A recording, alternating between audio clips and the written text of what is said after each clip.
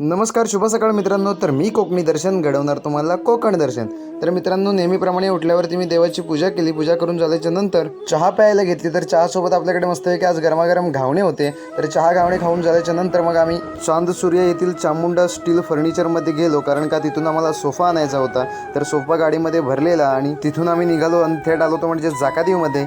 आम्हाला भूकसुद्धा खूप लागली होती म्हणून आम्ही वडापाव खाण्यासाठी थांबलो. संध्याकाळी मी काकांच्या घरी गेलो होतो. त्या ठिकाणी मस्तपैकी मला त्यांनी चहा आणि बिस्किट खायला दिलं. तर चहा बिस्किट खाऊन झाल्याच्या नंतर मग जाकादेवी येथील हॉटेल कोकण गारवा येथे गेलो, कारण का त्या ठिकाणी साई भंडारा होता आणि त्यानिमित्ताने सत्यनारायणची महापूजा सुद्धा होती.